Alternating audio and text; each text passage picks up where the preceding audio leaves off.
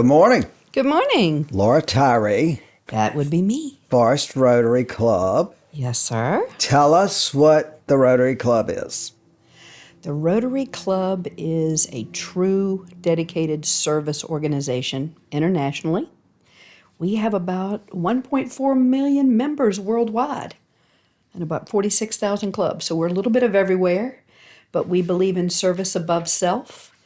And we do a lot to help people on everything from basic levels, from food, water, nutrition, books, supplies, whatever's needed, to disaster relief.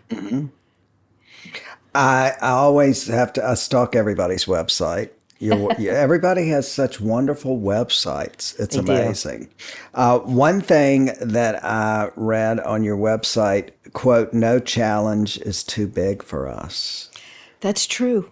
That's true. How does that make you feel? When you think about being part of the Forest Rotary Club, are you like, oh my Lord, I'm overwhelmed? Well, we can get overwhelmed, but most of the time it's such a feel good, warm, fuzzy feeling inside to do something nice. I remember once we had adopted a family of 10 for Christmas. And because of that, we found out that there were about 14 other people associated with that family that also needed help. We dug deep and we got Christmas gifts and food supplies and clothing for all of those kids. We just jumped to the challenge and it just kind of works out. It's so amazing. It makes you feel so good. It does. One of the first things that I tell new realtors when they come to work with us is to start their day doing something for someone else. And when you do that, you feel so good and your day moves forward with a positive attitude. Exactly. And I try to do 3 things a day. So it also takes the pressure off of your job, which you're a travel agent, so your job is very hectic. Yes. I know I took a trip one time and the airport was closed here. And I cried because I was taking care of my mother. So they gave me a rental car to drive to Atlanta, which they weren't supposed to. And then when we got there, the airport was closed and everything was closed. Oh, my So they gosh. put us up in a hotel overnight and we were going to Bermuda. And then the electricity went out in the hotel. So sometimes you wonder if it's meant to be to travel or not. But the problem is when they're calling you, yeah, it's not pretty. No, it's different. So where is the Forest Rotary Club? Where is it located? We meet every first and third Wednesday at 11:45 at Graziano's Pizza in Forest. Awesome. So we meet from 11:45 till 1 on those 2 Wednesdays. And we have moved around and had several locations, but that's where we're planted currently. That's awesome. Yes. They have wonderful food. They do. So we'll put And a a nice plug big in. room for I us. know. We'll put a plug in for them. Thank you. And the Forest Rotary started in 2003. Yes, that's correct. I'm a charter member. Oh, I'm old. so you started the trouble. That's I awesome. was one of the ones, yes. That's great. Yeah. That's we only wonderful. have 2 charter members left in the club. So 20 years of service Yes. to this organization. That's amazing. So tell us a little bit about your leadership because I looked at this panel. I mean, this is crazy. I mean, you just don't have president, president-elect, secretary, past president, and treasurer. You have a sergeant at arms. You have a past president, membership chair, club programs chair, social chair, community service chair, past president, vocational service chair, public relations chair. I'm like, oh my Lord. We're extremely organized. Well, and- obviously, yes. Who knows? Well, we have to divide out a lot of the responsibilities so that everyone can kind of have a focus, and we allow club members to join whatever committee is closest to them. I'm currently the vocational chair, and we haven't done a lot with that in recent years because of COVID. Yes. But we've traditionally worked with the school system, the Bedford County school system, where we have gone and done career days. We have been judges on some of their panels, depending upon what their projects and things were.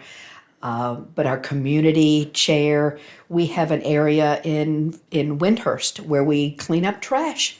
We pick up trash there 2 or 3 times a year, and take care of that area. That community chairperson also organizes our bread pickup. Twice a week, we go to local grocery stores and pick up their discarded bread and items and take it to the Blue Ridge Area Food Bank. So then we have an international chair. We're very strongly connected with our Rotary International. So we're always doing international projects with them where we can partner with other clubs, most of whom we've never met, and work on projects with them, whether it be installing a well or putting in restroom facilities in a village or town. But it takes lots of little committees working on things for us to have as many little tentacles out there touching as much as we possibly can. It is absolutely crazy. And now that I'm doing these podcasts and I'm finding out what all of these nonprofits do, I am absolutely amazed. I'm amazed at how, and so proud of Lynchburg and the 4 surrounding counties, and even all the way to Charlottesville because we cover those areas. Everything that is done for the community, and not just hundreds, but thousands and thousands and thousands of people that I know that do volunteer work and that do all these things for all these different people. It is amazing how everybody in Central Virginia gives back. And I didn't have any idea. I mean, the only thing I knew about you is that you sent people on fabulous cruises. I had no idea. I'm like, wow. You didn't know I had this other I'm whole like, oh my thing gosh, with she's, Rotary. she has this other side. So I don't normally read things from websites, from the nonprofits' websites, but except for mission statements and that sort of thing.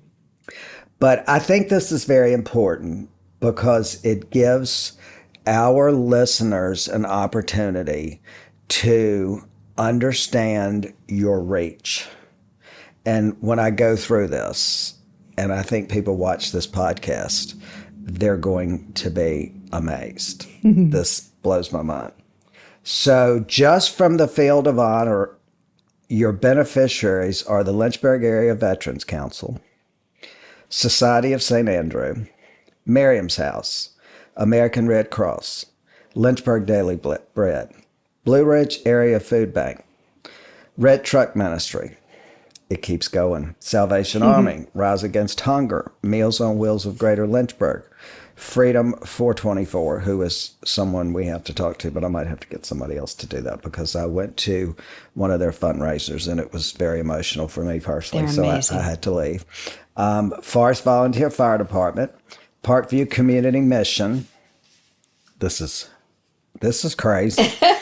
Campbell County Rescue Squad, Amazement Square, Brook Hill Farm, who was here last week, CASA, Warm Streets, Virginia Hunters for the Hungry, Bedford Area Education Foundation, Boy Scout Troop 180, Elizabeth Early Learning Center, Campbell County Public Libraries, Timbrook, Operation Home, Central and Southwest Virginia Honor Flight, Bedford Christmas Station, Big Island Elementary Backpack Program, which I personally support every year, the Russburg Elementary Backpack Program, and that It's amazing. will break your heart. It will. It's amazing. Bedford County Youth Fishing Outdoor Experience, Men at Arms Ministry, Rush Homes, which is an incredible organization, Military Order of Purple Heart, YMCA of Central Virginia Beyond the Bell, M for K Lynchburg, National Center for Healthy Veterans, Adult Daycare of Central Virginia, which is wonderful,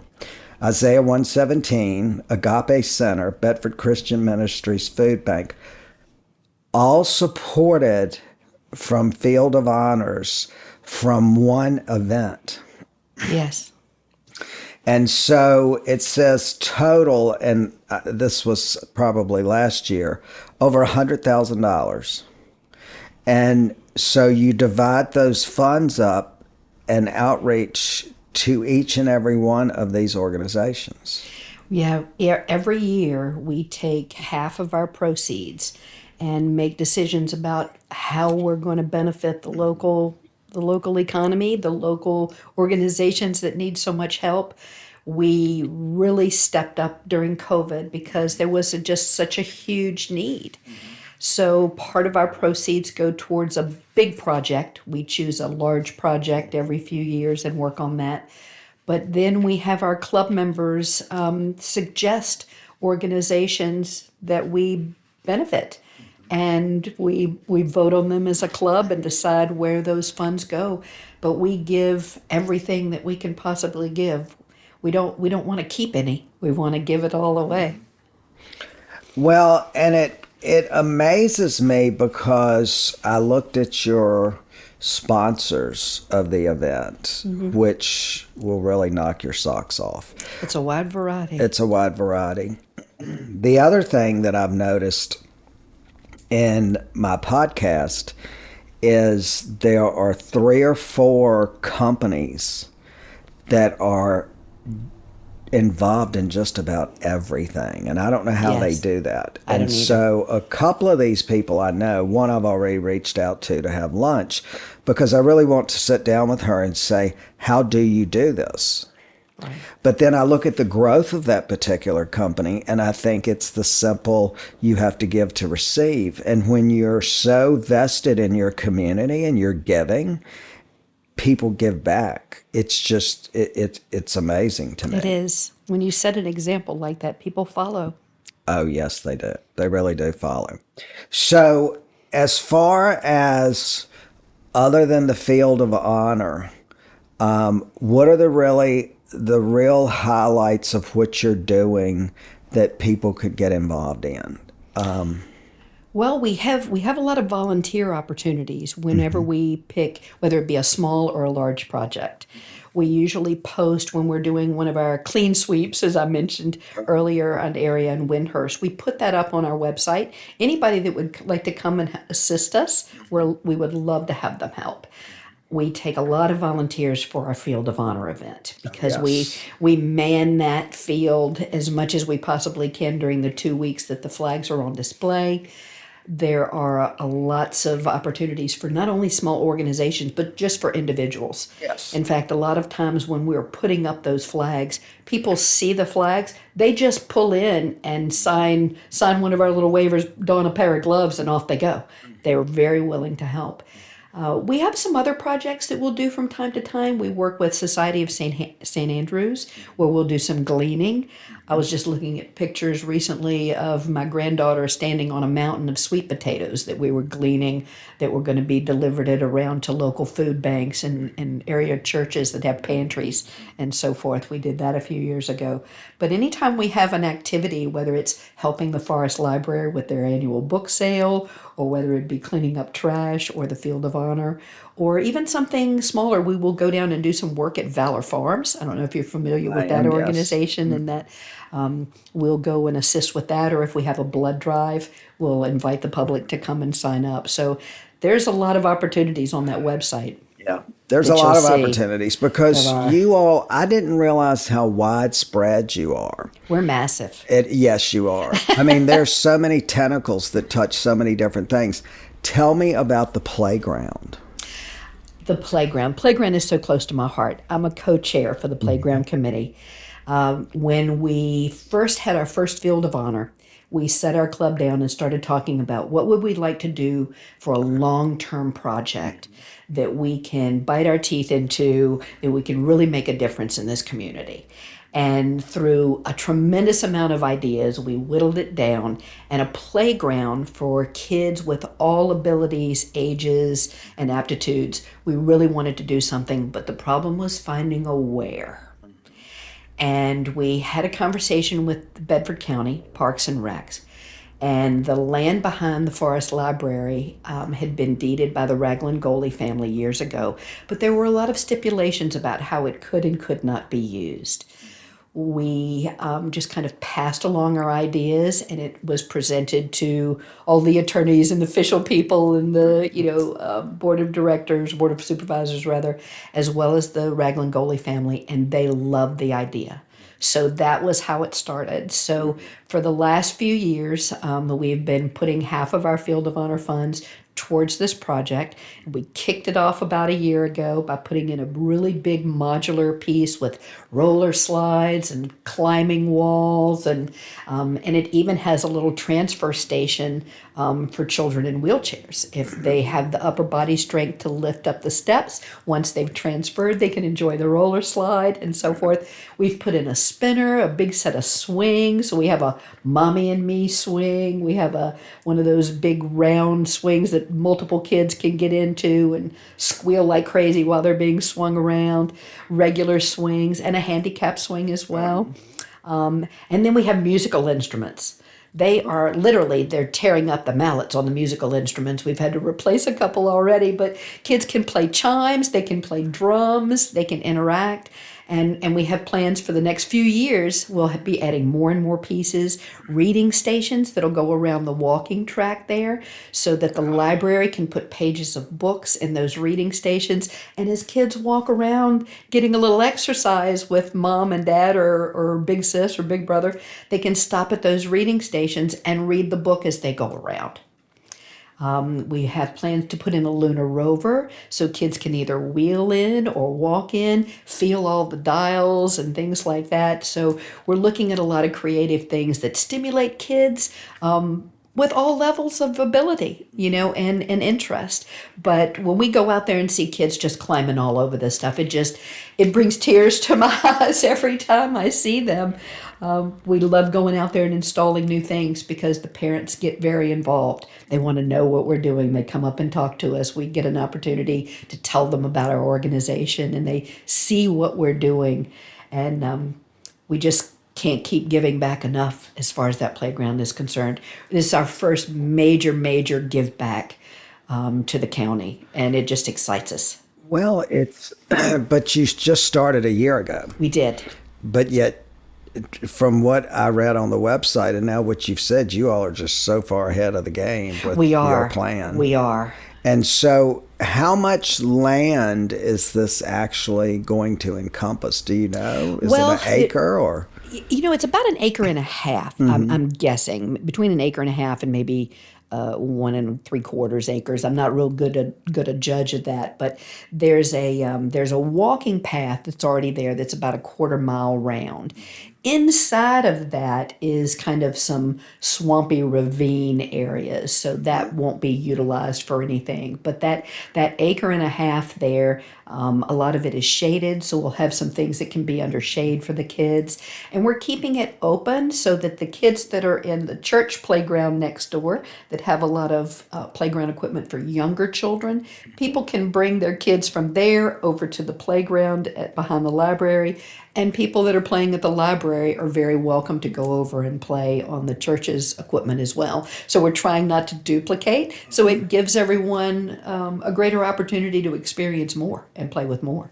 But we'll have things kind of scattered around there. And we're hoping to end it with a pavilion of some size that both the library can use for outdoor reading sessions and things like that, as well as the general public and the farmers market that is there behind the library on Saturdays, that they could utilize that as well. So it'd be kind of for the community to use. That's amazing because the farmers market being there, I think, gives you so much exposure. And it does. I think that exposure is the most important thing so that people understand what all of these nonprofits do for our community. Yeah, we actually opened that big first modular piece. It was we decided to go big at the beginning so people could see we were doing something. And we opened that up on a Saturday morning when the farmers market was there.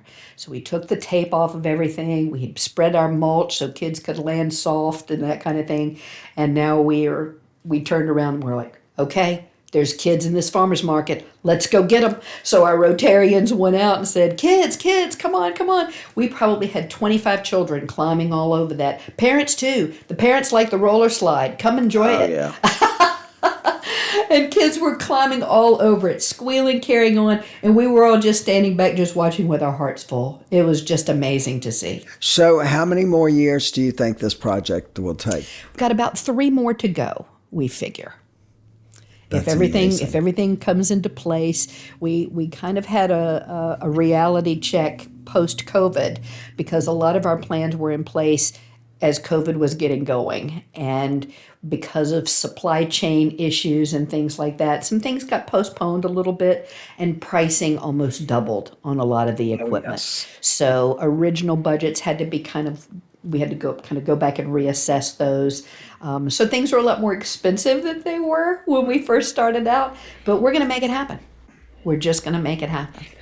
I had another nonprofit that was doing a similar type project, and they were talking to me about just the increase in the cost of this mulch that's made from recycled tires. Oh, it's Which extremely it's expensive. crazy. Yeah, it's extremely expensive. It, It's we have used mulch and we've used mats, big rubber yes, mats that allow kids to wheel across, or any child that has any kind of mobility issue, whether they're walking with crutches or in a chair, can access the swings and get to the modular piece of equipment, that kind of thing.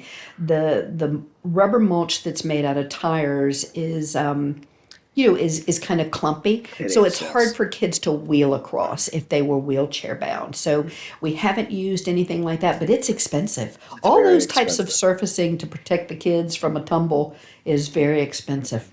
incredibly Yeah, it expensive. can be. So, getting back, you were talking about the bread program. How do you? To me, that sounds easy, but it's not easy. How do you? It's a challenge. It is, because how do you determine there's specific times, specific stores to go to? Who lines that up and organizes that? The food bank actually has partnership agreements with a lot of the Food Lion stores around. So we have the Food Line that's over on Memorial Avenue is the one that we go and pick up. And it used to be that we could kind of pick up at any time, but now they've streamlined that a little bit. So it's an hour around lunchtime where you go and grab it, take it down to the Blue Ridge Area Food Bank, and then just unload it into one of their carts and bring it inside. But it's been a challenge. Not everybody's able to break away from work for an hour to do that. So we have a couple of our retired Rotarians that have kind of picked up the torch and are doing that. But we need more help with that. Yeah. We do. Well, and that was going to be my next question. Where do you feel that you really do need help? Where do you need people to step in? So the bread delivery is one item. Bread delivery is one of them. Helping us with our field of honor, whether it be installing the flags or helping us take them down. Any volunteer efforts for that are extremely welcome, because that's our big all hands on deck event. That's when we need the most assistance. And there's a place on our website where you can email us to forestrotary.com is the website. You can email us and let us know if your organization or if you just as an individual want to help.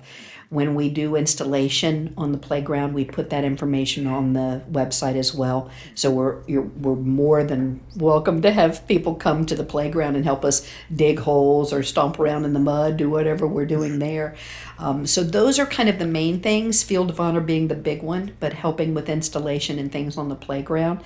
Come and join one of our meetings to see what we're all about. We're ever growing. We're at about 40 members right now, and we ebb and flow a little bit, as people leave the area or come into the area, that kind of thing. But just reach out to us. If you have a volunteer heart, just reach out. We can definitely point you in the direction of whether it be a Rotary project for our club or whether it be a Rotary project for one of the other Rotary clubs in town. There are 2 clubs in Lynchburg, one in Bedford. Amherst has a club. Smith Mountain Lake has a club. We're kind of everywhere. Alta Vista. So Wow. we're all over. We are all over Y'all this have area. taken over, and people don't even realize that. Well, we didn't always toot our own horn really loudly when we did something, and the Field of Honor has brought us more attention, along with a lot of the other things that we're doing. But we love it when somebody walks up to us because we're wearing a Rotary shirt or a Rotary pin and saying, "Tell me about this." We love that, because we're a very giving and service-minded organization.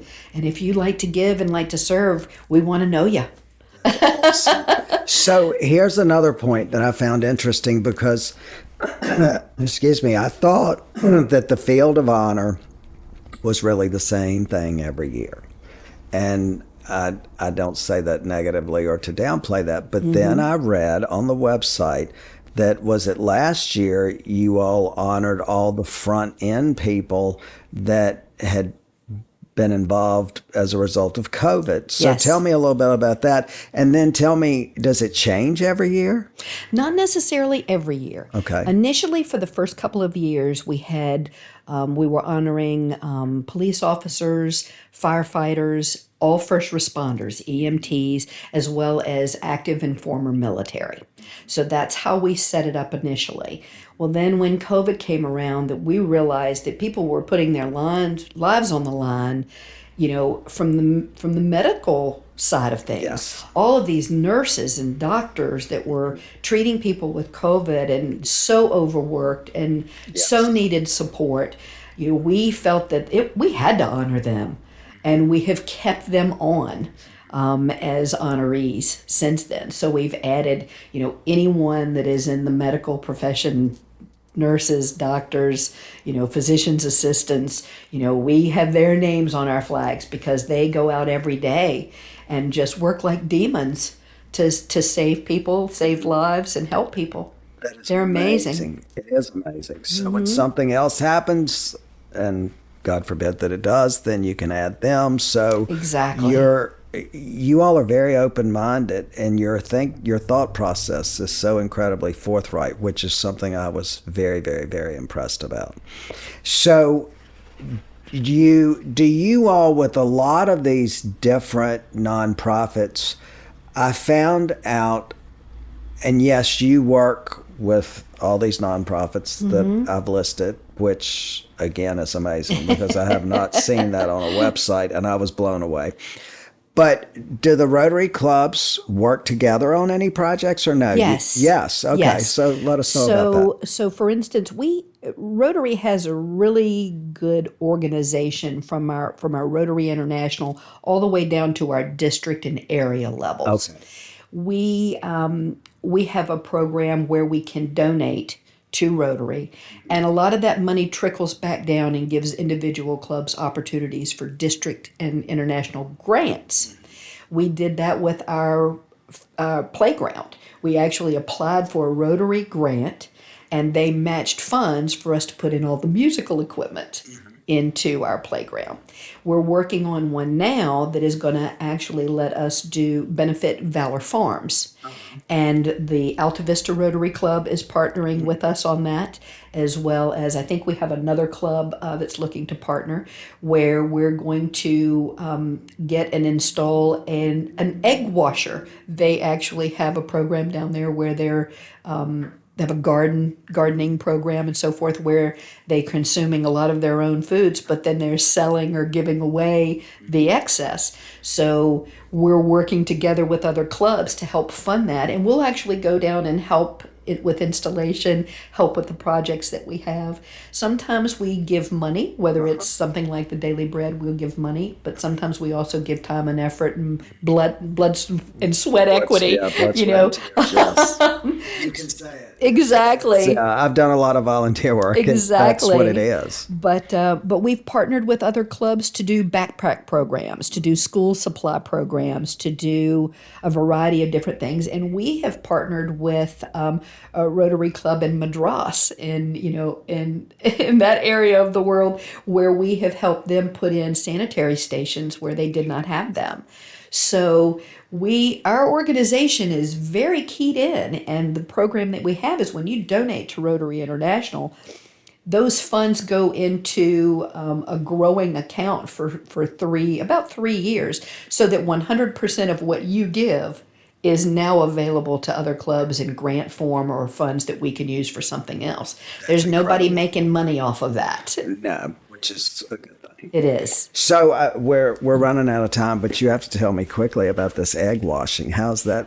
We're just getting going with that, but evidently there's a machine that washes the eggs. So once their hens all lay the eggs and they gather them, then this speeds up the time for getting those washed up so that they can be sold or eaten or consumed or donated to other organizations. So I haven't seen it. I'm looking forward to it, though. I'm fascinated by the concept. So Well, it's interesting, and we're out of time, but I have to tell you this. So my sister has about 60 chickens. So Oh, this boy. past weekend, I went by her house, and she has 2 runs, and they're big. And she had one run. She's 71, so she had one run that I didn't have to, but I saw that it hadn't been weed eaten, and the grass was about 3 feet tall, and I weed ate the whole side of the chicken run, and it was so funny because I kept finding these nest of eggs. So I came back up. It's Easter. I was coming back up to the house. I was like, you might want to get these. So, but they were pretty clean. They weren't very dirty. Most of the time, they're really not that bad. But I'm gonna Google this egg washing machine. I and guess if figure it out. you're going to donate them or going to sell them, they need to go They through need some to type be of process. sanitary. Correct. Everything has to be sanitary. I'm sure chicken coops are not the cleanest place in the world. Trust so I'm me, sure I there's went in things that need to be hers. washed I off. went in hers. It's not, and I will be volunteering next week to clean out that chicken Oh, coop. very good. And I'm actually looking forward to it. It'll be fun. It'll be good on my tomatoes, is There all I you have to say. go. Well, Laura Tyree, thank you so much. It Thank was you so awesome much, to Robert. finally meet you, see you, and hear about the Forest Rotary So Club. appreciate you having me and giving me the opportunity to Thank do you, that. and I hope you have a great week. Thank you. You as well. I will.